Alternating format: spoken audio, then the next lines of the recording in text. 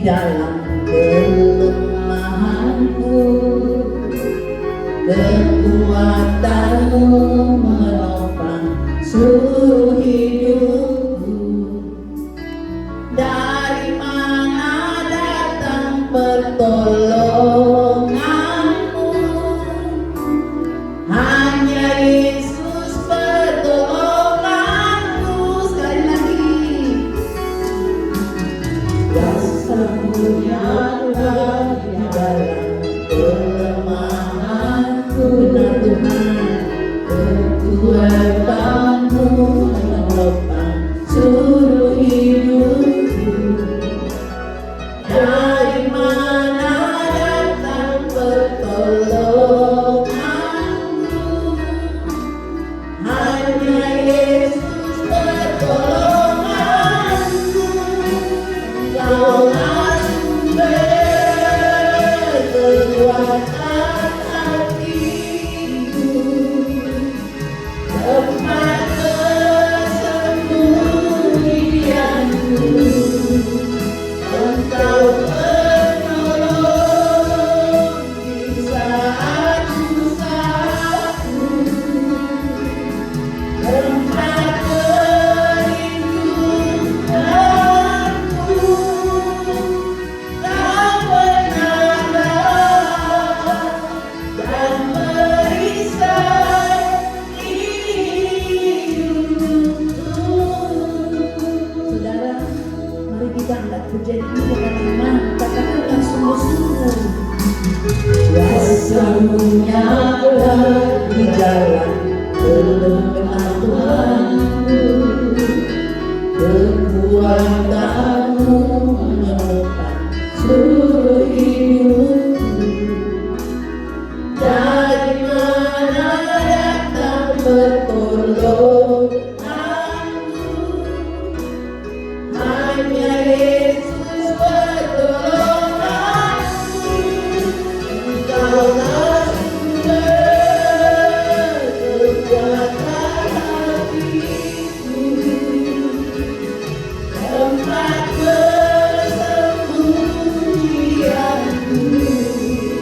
Engkau penolong di saat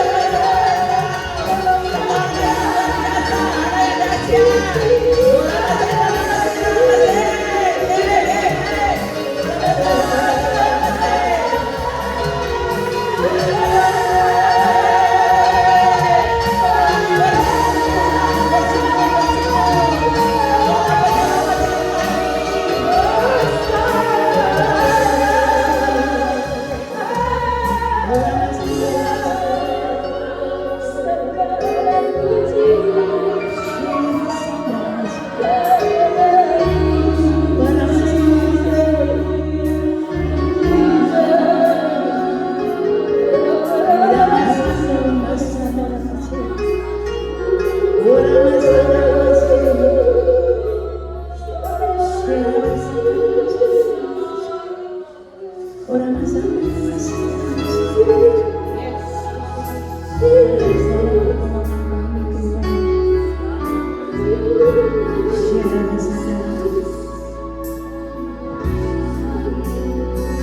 mari saya undang jemaat semua bangkit berdiri.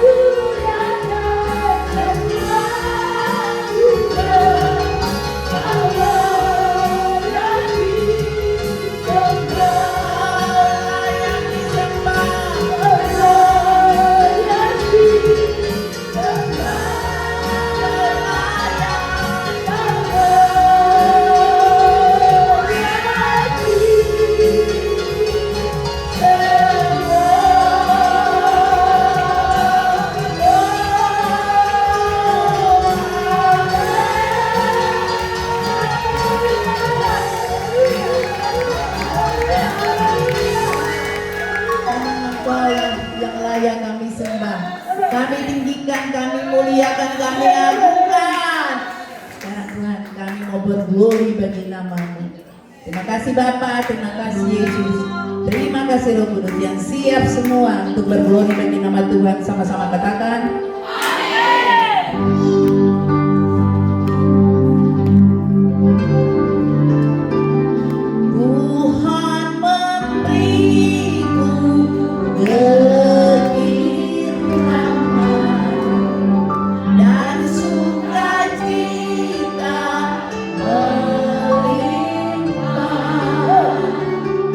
Minyak yang baru dicurahkan.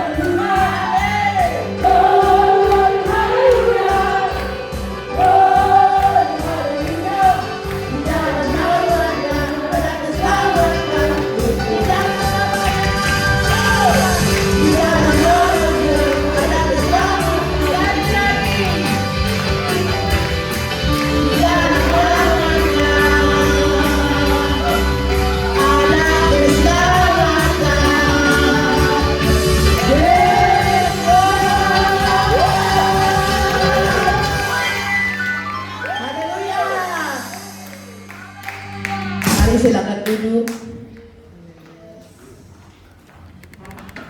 Kita siapkan persembahan kita. Berikan yang terbaik buat Tuhan.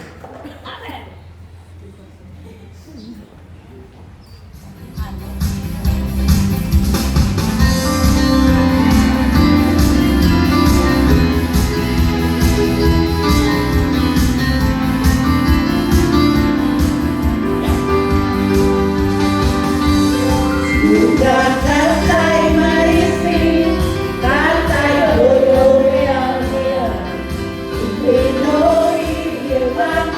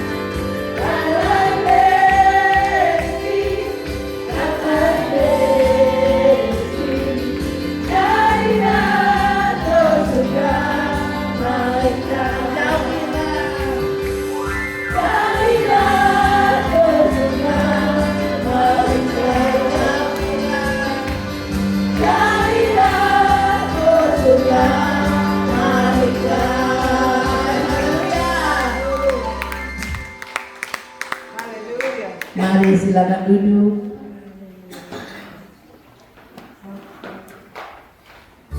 Mari kita akan masuk dalam firman Tuhan. Siapkan hati kita, siapkan pikiran kita. Mari Roh Kudus ambil alih seluruh pikiran kita, hati kita. Ketika kita mendengar firman Tuhan, tidak sia-sia berlalu begitu saja, tapi tinggal di dalam hati kita, menjadi rema bagi hidup kita.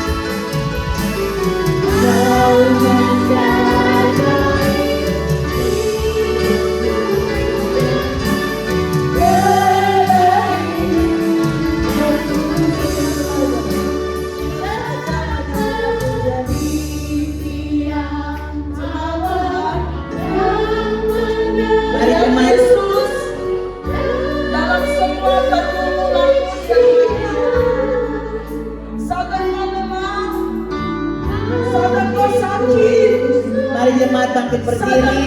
Saya undang anak-anak sekolah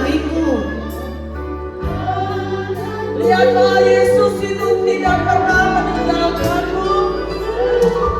Dia setia dalam seluruh perjalanan hidupmu, dari dulu sekarang sampai hari ini. Amin, amin.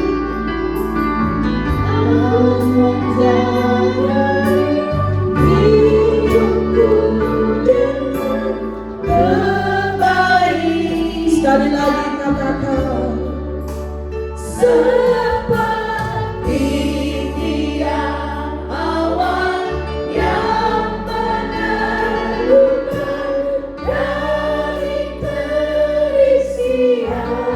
Amin, amin. Hatiku selalu tenang di dalam tangan-Mu, Tuhan. Seperti tiang api yang menerangi dari gelap malam. Kau menjagai hidupku, terima kasih-Mu meraihkanku.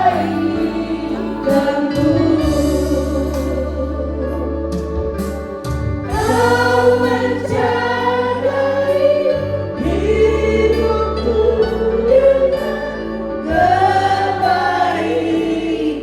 kebaikan-Mu, menjagai. Kau menjagai hidupku dengan kebaikan. Berikan tepuk tangan buat Tuhan Yesus. Haleluya, haleluya, haleluya. Kami diberkati itu karena Tuhan. Kami kuat itu karena Tuhan. Kami miliki hati yang beriman, yang dikatakan hikmat, itu semua karena Tuhan. Dan kami sangat bersyukur untuk hadirat Tuhan yang melawat kami di tempat ini siang hari ini. Itulah kesukaan dan kerinduan kami. Dunia di luar jahat, Tuhan, berusaha menjatuhkan kami di kiri kanan kami, tapi hanya di hadirat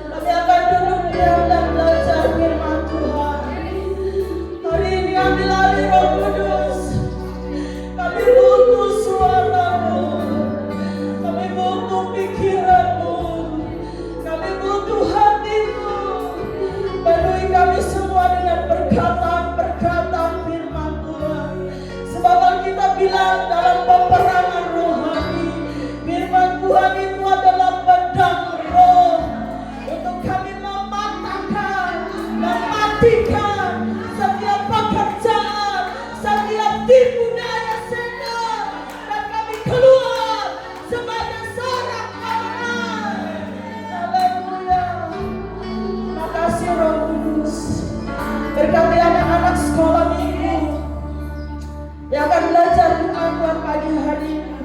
Kami minta kuasa yang sama yang ada dalam ruangan ini tertransfer di ruangan sebelah. Tetapi semua guru-guru sekolah minggu, firman itu akan mendidik mereka dalam kebenaran. Firman Tuhan akan mereka bertumbuh menjadi anak yang takut akan Tuhan. Terima kasih Roh Kudus dalam nama Yesus. Haleluya, kita semua sama-sama katakan sekali lagi. Amin. Silakan duduk.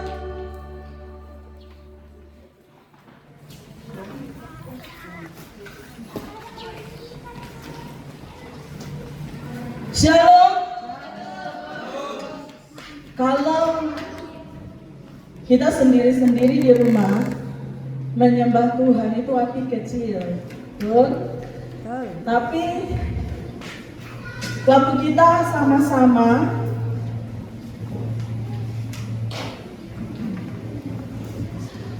sama-sama dalam ruangan ini menyembah Tuhan, itu apinya wow, besar, luar biasa, haleluya. Jadi kalau saudara tidak datang ibadah, saya mau bilang rugi. Bilang kiri kanan, kalau putra datang ibadah itu rugi.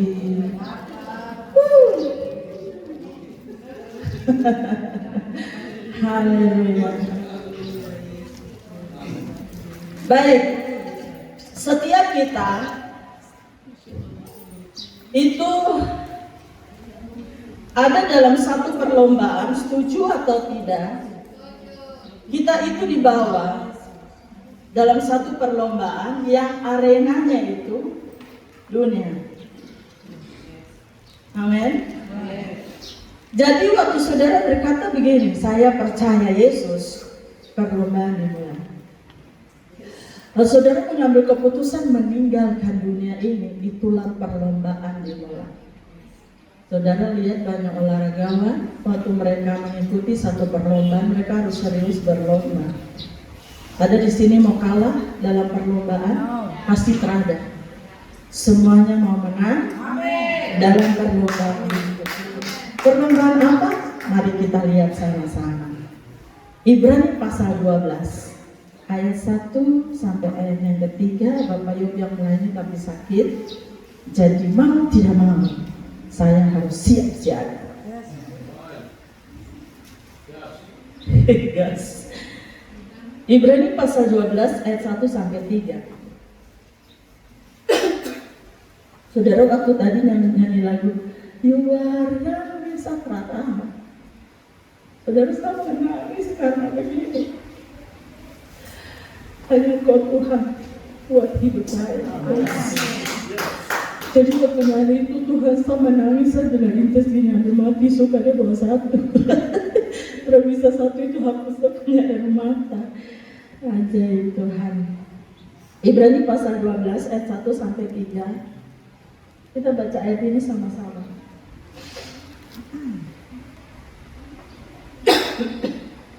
Satu, dua, tiga.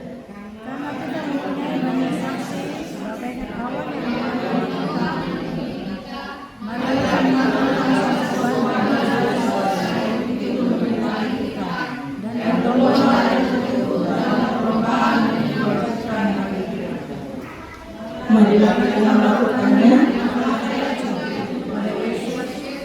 yang memimpin kita dalam iman dan membawa iman kita itu kepada kesempurnaan, yang dengan memperlihatkan kehinaan tekun memikul salib dan bersukacita yang disediakan bagi Dia sekarang duduk di sebelah kanan tahta Allah. Ingatlah selalu akan Dia yang tekun menanggung bantahan yang sehebat itu terhadap dirinya dari pihak orang-orang berdosa, supaya jangan kamu menjadi lemah dan putus asa. Yes. Ada satu perlombaan yang kita wajib ada dalam perlombaan itu. Dari ayat 1 sampai 3 itu menjelaskan tentang perlombaan iman. Jadi setiap kita itu ada di dalam perlombaan iman. Orang yang berkata saya percaya Yesus, dia akan ada dalam satu perlombaan yang dibilang perlombaan iman. dalam perlombaan kita, tadi saya bilang arenanya itu adalah dunia. Dalam perlombaan kita masing-masing yang berhubungan dengan iman kita, ayat 1 bilang ternyata ada banyak saksi seperti awan yang mengelilingi kita. Nah, siapa mereka? Mereka adalah tokoh-tokoh iman yang kita lihat di pasal 11. Sampai ada ayat yang bilang begini. Dari ayatnya yang ke-36. Ibrani pasal 11 ayat 36 saya baca. Ada pula yang diejek dan didera, bahkan yang dibelenggu dan dipenjarakan, itu tidak disebut namanya. Mereka dilempari, digergaji, dibunuh dengan pedang. Mereka mengembara dengan berpakaian kulit domba dan kulit kambing, sambil menderita kekurangan, kesesakan, dan siksaan. Dunia ini tidak layak bagi mereka. Mereka mengembara di padang gurun dan di pegunungan, dalam gua-gua dan celah-celah gunung. Dan mereka semua tidak memperoleh apa yang dijanjikan itu, sekalipun iman mereka telah memberikan kepada mereka satu kesaksian yang baik. Sebab Allah telah menyediakan sesuatu yang lebih baik bagi kita. Tanpa kita mereka tidak dapat sampai kepada kesempurnaan. Ada tokoh-tokoh iman yang disiksa, yang dibunuh, yang digergaji tanpa ada pertolongan Tuhan. Mengalami kelaparan tanpa ada makanan. Apakah mereka tidak punya iman? Punya iman. Tapi mereka berjalan dalam kesesakan. Tadi dibilang apa? Menderita kekurangan, kesesakan, siksaan. Tidak ada Tuhan yang menolong mereka. Tapi apakah mereka menyerah? Apakah mereka putus asa? Apakah mereka meninggalkan Tuhan? Tidak. Sebab Alkitab berkata bahwa mereka tahu bahwa Allah telah menyediakan sesuatu yang lebih baik. Yaitu apa? Surga. Surga itu melebihi apapun. Karena nilainya apa? Kekekalan. Sementara yang kita bergumul hari-hari ini, itu nilainya hanya sementara. Ada yang sudah alami seperti mereka? Belum. Tapi kita sudah terkapar kadang-kadang dengan masalah yang lebih mudah dari mereka. Tapi mereka tidak pernah menyerah. Makanya dikatakan di sini bahwa kita punya banyak saksi bagaikan awan yang mengelilingi kita. Jadi mereka secara roh akan memberikan kita support. Misalnya kita alami masalah seperti Abraham. Ada yang tunggu janji. Jangan menyanyi lagu ini. Kau yang berjanji, apa?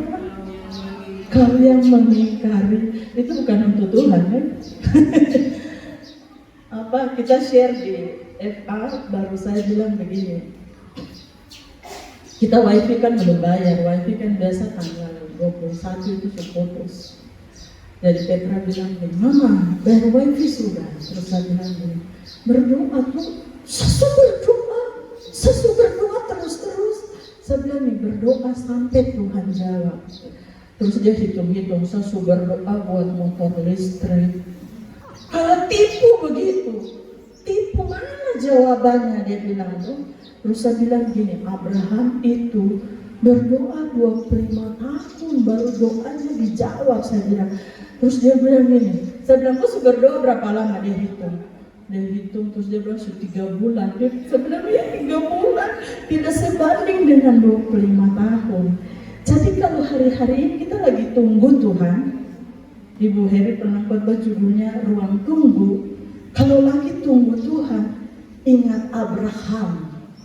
Jadi waktu tunggu jawaban, semula lemah, Abraham kasih support. Kuat, sedikit lagi.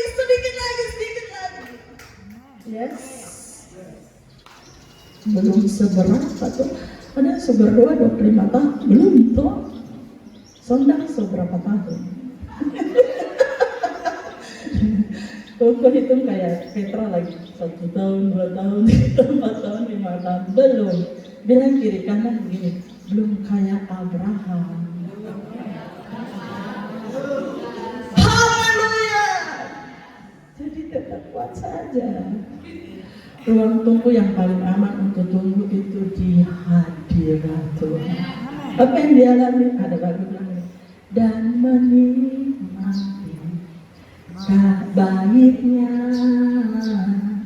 dan menikmati apa lagi? Kuasanya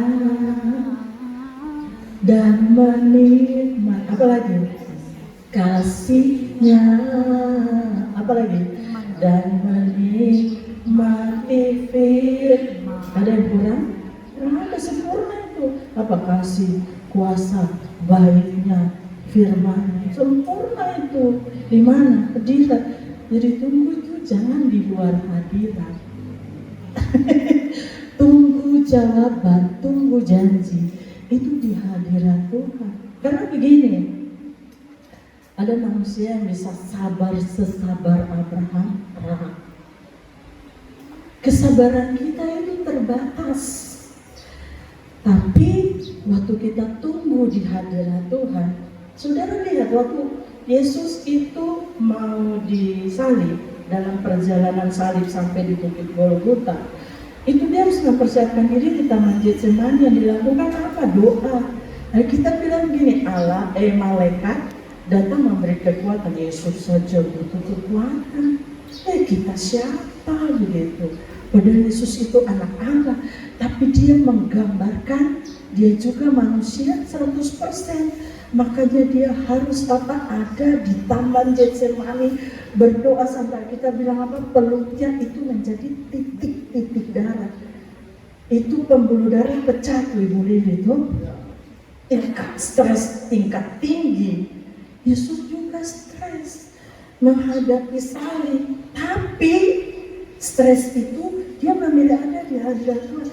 Kalau stres jangan ngopi. Kalau stres jangan pergi di bar. Kalau stres jangan healing. Kan kita kadang begitu tuh. Saya stres sekali. Aduh stres sekali. Healing dulu. Ke gunung kah, ke laut kah, begitu. Tempat stres untuk healing itu dalam hadirat. Haleluya. Ini nanti tahun-tahun berikut saya mau bilang rumah sakit jiwa penuh loh dengan orang stres. Penuh. Karena tekanan ekonomi itu semakin besar di tahun-tahun ke depan. Jadi latih dirimu dalam perlombaan imanmu. Ada banyak di hadirat Tuhan. Mau saudara galau kah, gundah gulana kah, stres kah. Saya sharing dengan Ibu Marini, Ibu Devi berapa hari lalu Tuhan sampai, maaf saya tuh foto uang 2.000. Sefoto baru saya kirim ke Bapak Yogi, ini Bapak, saya punya uang sisa ini. Lalu Bapak Yogi balas begini, emoji air mata. Oh sayang.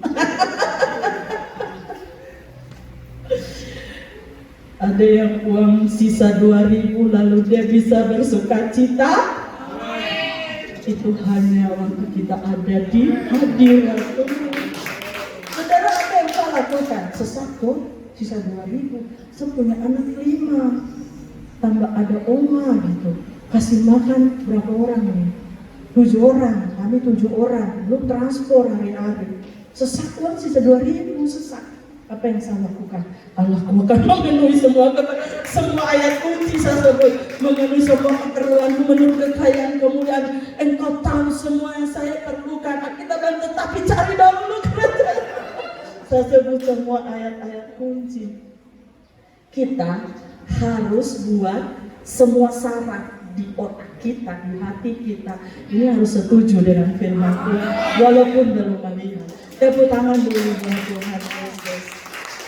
Jadi hari-hari ini saudara ada dalam satu pertandingan atau perlombaan yang dibilang perlombaan iman. Nah, kitab Ibrani ini ditujukan kepada orang Yahudi Kristen. Jadi ada Yahudi yang bukan Kristen.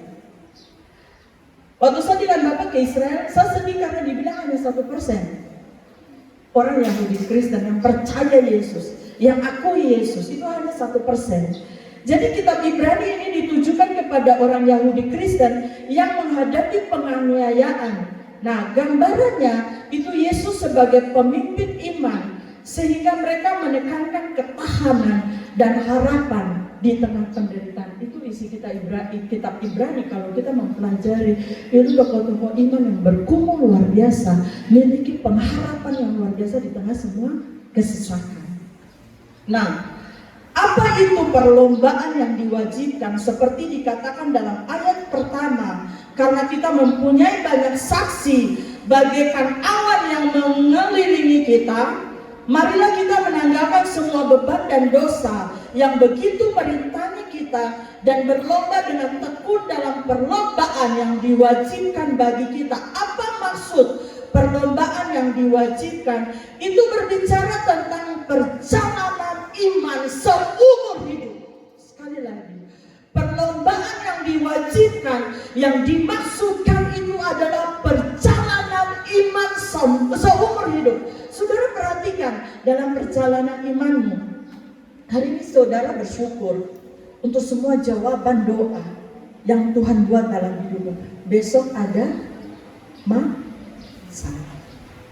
Saudara berjalan lagi di situasi itu dengan Tuhan. Ada namanya perlindungan, ada namanya penyertaan Tuhan di situ. Selesai. Jalan ke depan ada apa lagi? Bilang begini, seumur hidup ada masalah. Kasih tahu kiri kanan supaya sadar. Seumur hidup.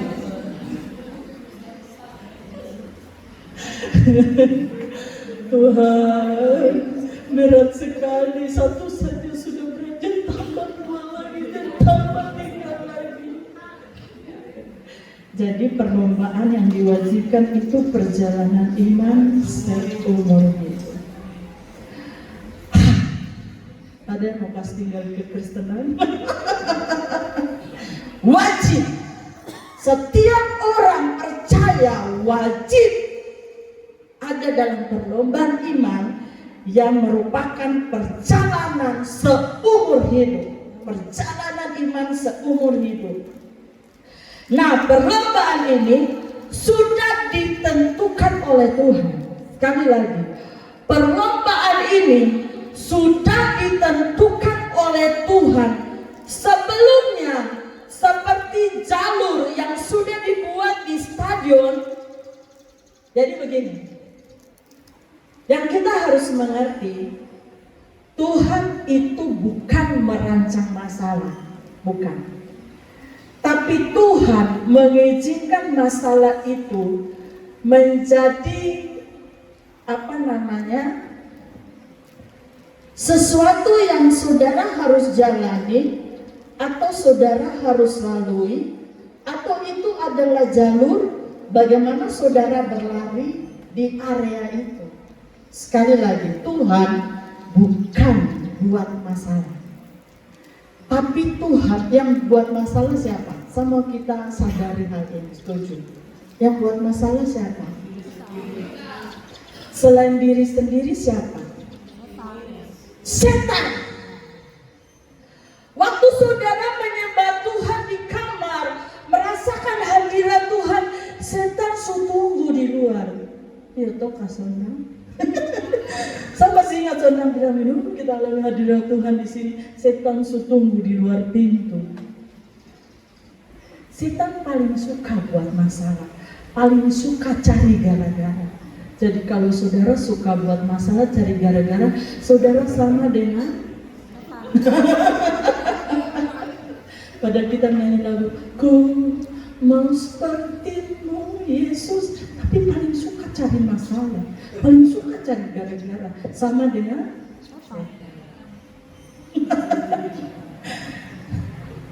maaf kalau ada yang tersinggung.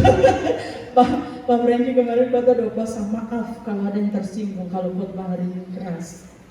Kan kita sudah dewasa tuh harus makan makanan keras. Amin. Tapi jangan yang bayi dikasih makanan keras, anda pingsan. Ya, perlombaan iman, saudara dengar baik, perlombaan iman itu bukan pilihan bebas. Artinya begini, sama masalah yang ini jangan ya. Saudara memilih-milih masalah, tidak. Perlombaan iman itu bukan pilihan bebas, melainkan panggilan ilahi yang saudara harus ikuti. Luar biasa, panggilan ilahi. Karena begini, adakah perjalanan salib sampai ke surga itu jalan tol? No. Harus melewati salib, jalan yang berliku-liku, dan saudara harus jalani itu, dan saudara harus jalani itu. Jangan pulang baru bilang begini, kayaknya saya menyerah deh Tuhan. Kayak khotbah hari ini berat sekali Tuhan, kayaknya saya menyerah. Jangan. Ini semua perjalanan ke surga. Perlombaan iman itu adalah rencana Allah yang sudah ada sejak awal. Bukan yang kita ciptakan sendiri, bukan. Bukan kita yang buat-buat masalah, tapi Tuhan yang mengizinkan kita ada dalam masalah itu. Tapi sekali lagi sadar, bukan Tuhan yang buat masalah, tapi setan yang buat masalah. Tujuannya untuk buat kita kasih tinggal Tuhan, tapi Tuhan mengizinkan itu untuk kita harus melewatinya. Karena Alkitab bilang begini, di balik itu ada kemuliaan. Saudara mau mengalami kemuliaan tidak lewat jalan tol, harus lewat namanya masalah, harus lewat namanya tantangan. Baru finishnya itu kemuliaan. Coba kita lihat di 1 Petrus pasal 4 ayat 12 sampai 16. Saya minta tolong Ibu Anda tuh baca 1 Petrus pasal 4 ayat 12 sampai 16.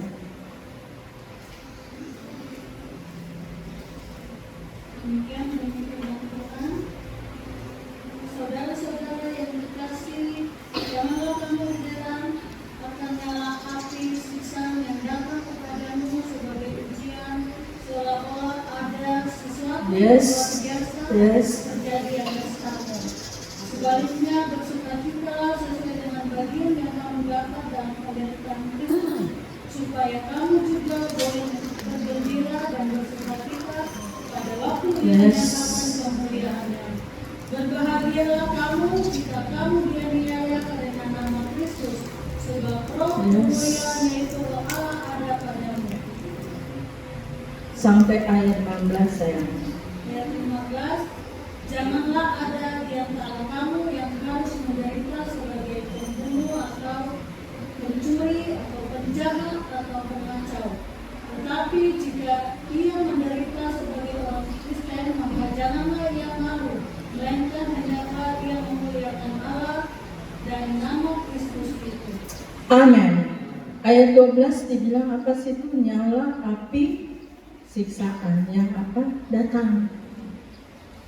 Jadi siksaan itu seperti apa? Nyala api. Tapi Sadrak, Meshak, Abednego ada di nyala api, tidak terbakar. Mari jangan masalah membakar kita. Jangan pergumulan itu membakar hidup kita sampai seolah-olah tidak ada lagi sedikit pun harapan. Amin. Sampai dikatakan begini, saya sangat senang dengan ayat ini. Nyala api siksaan datang kepadamu sebagai ujian, seolah-olah ada sesuatu yang luar biasa terjadi atas kamu. Ada yang mengalami yang luar biasa? Alami nama api siksaan. Kita kan paling suka yang enak-enak tuh. Kalau yang terenak-enak terlalu sudah. Tidak, kita bukan anak-anak gampangan yang menerima sesuatu hanya dengan gampang melalui nyala api siksaan baru kita mengalami sesuatu yang luar biasa terjadi atas kita. Sampai kan tadi dikatakan bahwa berbahagialah kamu jika kamu dinista karena nama Kristus, sebab roh kemuliaan, roh Allah ada padamu. Orang yang ada roh Allah dalam hidupnya itu akan mengalami penghinaan. Kemarin share dengan di rumah ini di mobil begini, orang dunia itu mau lihat kita itu kaya, baru dong percaya Yesus.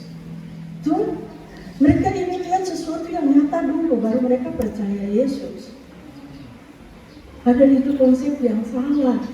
Amin. Tadi kita lihat di Ibrani, mereka tidak alami apa-apa, malah kelaparan. Tapi iman mereka tidak tergeser sedikit.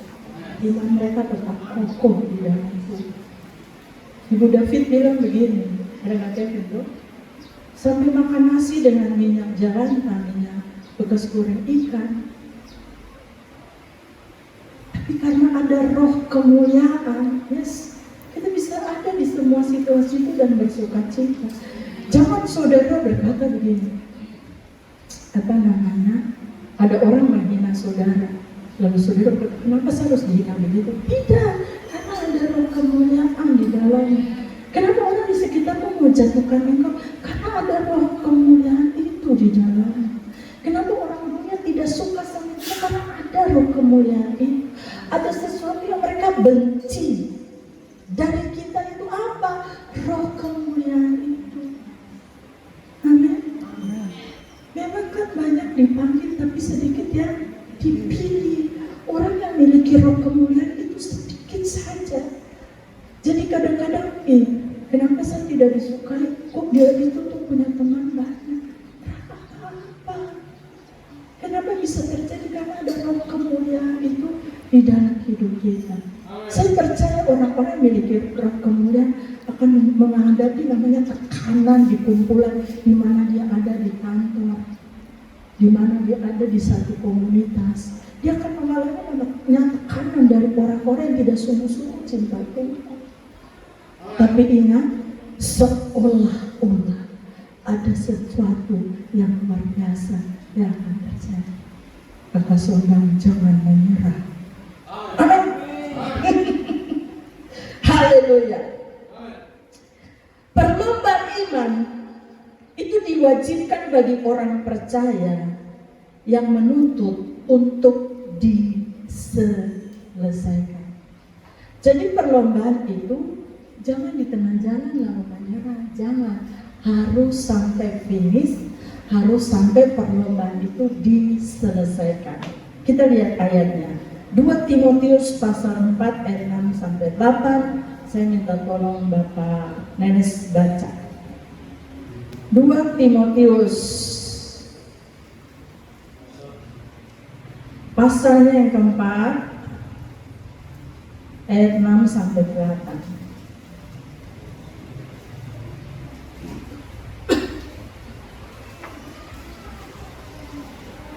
2 Timotius pasal 4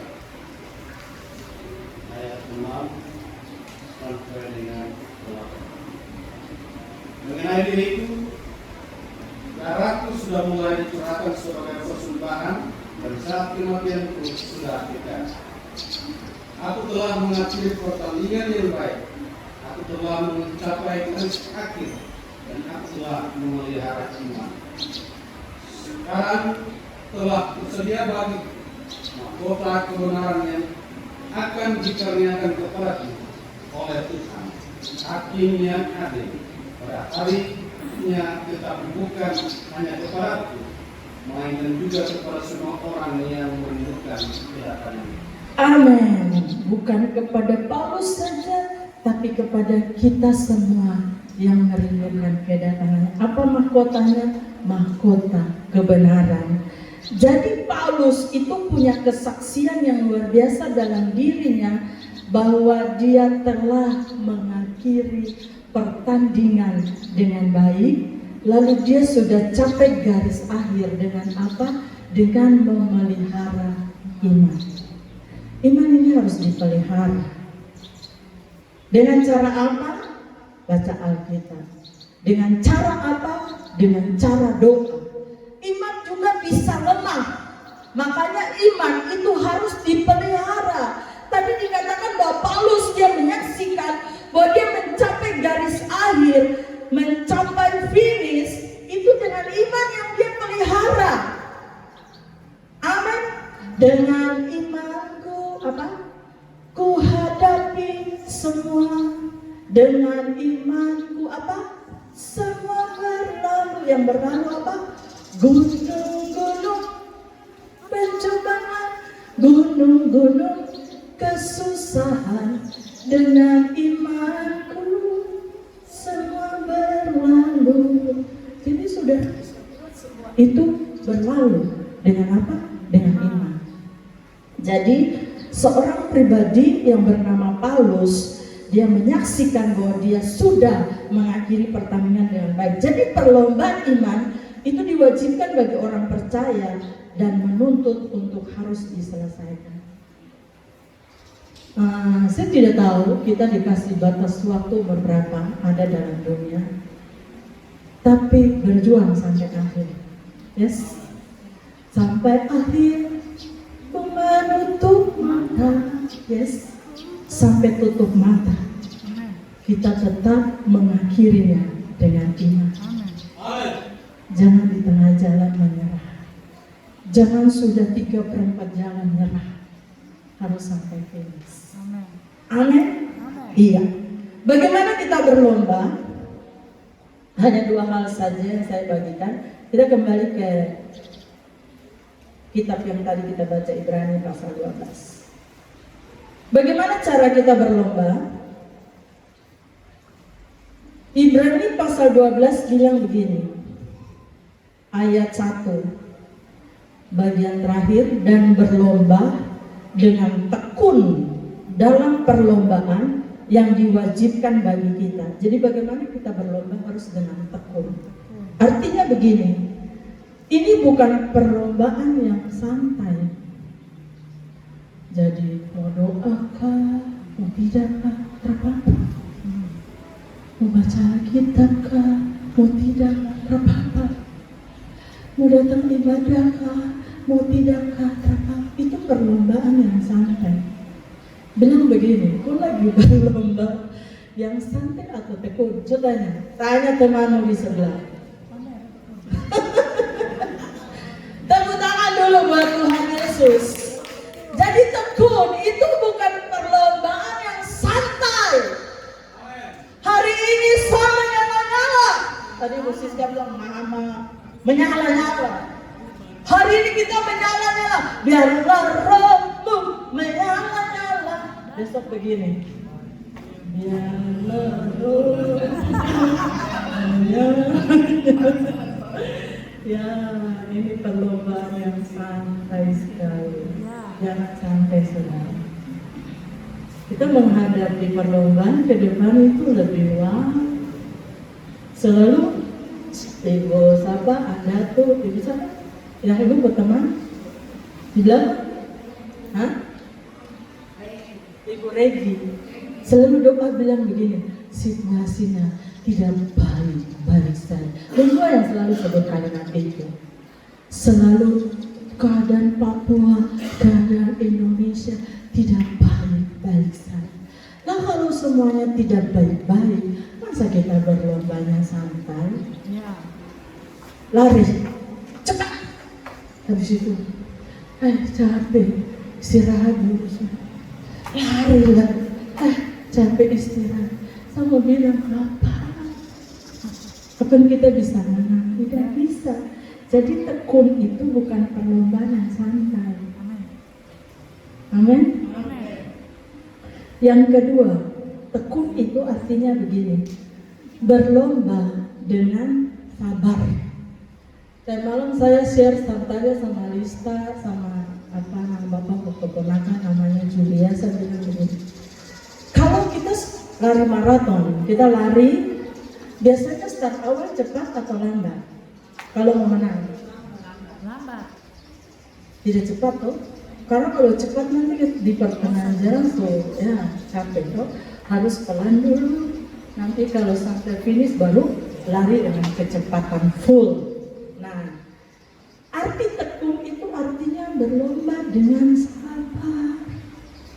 Sabar dalam susah sukamu.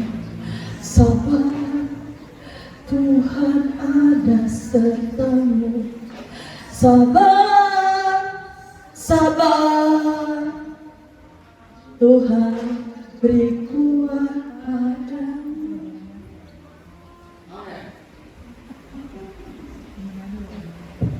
Anjingku sabar dalam susah suka.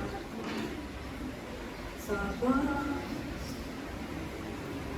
Kayaknya kita orang gila tuh. Kalau orang hina kita lalu kita menyanyi di depan dia, sabar dalam susah suka. Jadi jadi orang berlomba terus berlomba dengan sabar. Kalau kita tidak sabar, kita tidak kuat. Orang yang sabar lah yang kuat. Amin. Jadi harus berlomba dengan sabar. Yes. Yang berikut berlomba dengan pantang mundur. Kata di Fargono apa Pak Nenis? Ragu-ragu mundur. Jadi tekun. Saya tanya Lisa, dia tidak tahu saya apa ya. Yang Pak Nenis bilang besok saya tanya dia dulu. Ragu-ragu mundur. Nah, orang yang berlomba dengan tekun itu artinya dia berlomba dengan pantang mundur. Jadi kalau saudara maju, ada tantangan dia begini, balik sudah balik. Jangan maju terus, hadapi itu dengan kekuatan Tuhan. Saya percaya saudara bisa melewatinya. Amin. Jadi tekun itu artinya apa? Berlomba dengan pantang mundur. Bilang kiri kanan, tidak ada kata mundur. Tidak ada kata mundur. Sekali lagi, tidak ada kata mundur. Mau masalah apapun, tidak ada kata mundur. Sekali Yesus, selamanya Yesus. Amin. Sekali Yesus, saya buat komitmen dengan dia, tetap Yesus sampai garis akhir. Yes. Jadi berlomba dengan pantang mundur. Ini iman yang sangat luar biasa. Deklarasi iman yang Sadrak, Mesak, Abednego bilang, walaupun Allah yang kami sembah tidak menolong kami, kami tidak akan menyembah patung yang Tuhanku dirikan. Itu artinya apa? Pantang mundur. Amin. Itulah yang dikatakan berlomba dengan tekun. Yang kedua, bagaimana kita berlomba? Ayatnya yang kedua bilang begini, marilah kita melakukannya sama-sama dengan mata yang tuju. Orang yang ada dalam perlombaan iman harus fokus sama Yesus. Kalau perhatian, kalau pandangannya itu dialihkan dari Yesus, saudara kalah. Sekali lagi, kalau dalam perlombaan iman, saudara punya mata ini harus terus pandang Yesus. Saudara harus fokus lihat dia. Bagaimana cara lihat dia? Lihat janjinya, lihat perkataannya, lihat semua yang dia katakan. Karena Alkitab bilang manusia tidak hidup dari roti saja, tapi dari setiap perkataan yang keluar dari mulut Allah. Jadi orang yang berlomba dalam iman itu harus matanya tertuju kepada Yesus. Apa yang dilakukan Yesus? Yesus itu sebagai figur sentral yang membimbing umat Kristen melalui perlombaan iman. Yesus itu pusat pengaruh. Kita butuh namanya pengaruh. Untuk terus melangkah kita butuh pengaruh. Siapa? Yesus. Jadi waktu-waktu kita pandang dia, yang kita pandang itu pasti sesuatu yang akan mengalirkan kekuatan buat kita untuk terus melangkah. Walaupun seolah-olah kita tidak sanggup melangkah, tapi kita mengambil keputusan untuk pantang mundur. Terus maju bersama dengan Yesus. Yesus itu sebagai pemimpin. Kan tadi kita baca ayat selanjutnya dulu. Marilah kita melakukannya dengan mata yang tertuju kepada Yesus yang apa? Membimbing kita dalam iman. Terus apa? Dan yang membawa iman itu kepada kesempurnaan. Jadi yang pimpin kita kepada iman, lalu sampai iman kepada kesempurnaan itu siapa? Yesus. Makanya kalau kita mengalihkan pandangan dari dia, tidak bisa. Dan kita berkata di luar dia, kita tidak bisa buat apa-apa. Hanya dengan pandang dia saja, kita bisa terus melangkah tanpa pantang mundur. Yesus sebagai pemimpin yang tidak hanya memulai iman, tapi menuntun hingga sempurna. Artinya, dia membantu iman kita bertumbuh menjadi matang dan bertahan melalui tantangan. Ini pribadi yang hebat ya. Kadang-kadang sebagai seorang pemimpin rohani, saya tidak bisa full dalam membimbing, memimpin seseorang. Tapi Yesus itu pribadi yang bersama kita memulai dengan iman, terus berjalan, itu dia sama-sama kita terus berjalan memimpin kita dari iman kepada iman, sampai iman itu mencapai namanya kesempurnaan. Kenapa saudara kadang-kadang lemah terus tiba-tiba mengalami kekuatan? Karena Yesus tidak pernah tinggal. Itulah kekuatan kita. Dia tidak pernah meninggalkan kita dalam perlombaan perjalanan iman kita sampai garis akhir. Makanya tadi saya katakan bahwa dia sebagai pemimpin tidak hanya memulai iman, tapi menuntun hingga sempurna. Artinya dia membantu iman bertumbuh menjadi matang dan bertahan melalui tantangan. Yesus itu sebagai founder and perfect of faith. Artinya dia penemu dan penyempurna iman. Ingat, tidak ada yang bisa imannya sempurna dengan kekuatan sendiri. Harus sama-sama Yesus. Harus sama-sama Yesus, baru iman itu mengalami kesempurnaan. Yang terakhir, Yesus membimbing kita melalui iman, di mana dia rela memikul salib demi sukacita. Mengapa kita harus mata kita terus tertuju kepada Yesus? Karena dikatakan begini, yang dengan mengabaikan kehinaan tekun memikul salib ganti sukacita yang disediakan bagi kita. Yesus pikul salib, hari ini kita akan makan perjamuan tubuh dan darah Yesus. Itu supaya kita mengalami sukacita. Kan dosa itu mendatangkan duka cita. Yesus harus menanggung kehinaan, tekun memikul salib untuk kita, supaya apa? Kita bisa bersukacita walaupun banyak penderitaan. Ayat 3 bilang begini, ingatlah selalu akan Dia yang tekun menanggung bantahan. Yesus itu dikata-katain dia karena apa? Sayang kita. Semua yang dia lakukan dalam perjalanan Via Dolorosa itu untuk kita. Betapa besar kasihnya sama kita. Hanya supaya apa? Supaya satu saat kita mengakhiri garis akhir, kita bisa bersama-sama dia dalam sukacita di kerajaan surga. Itu melebihi apapun yang ada dalam dunia. Mari hadapi perlombaanmu dengan tekun, hadapi perlombaanmu dengan mata yang tertuju kepada Yesus. Amin.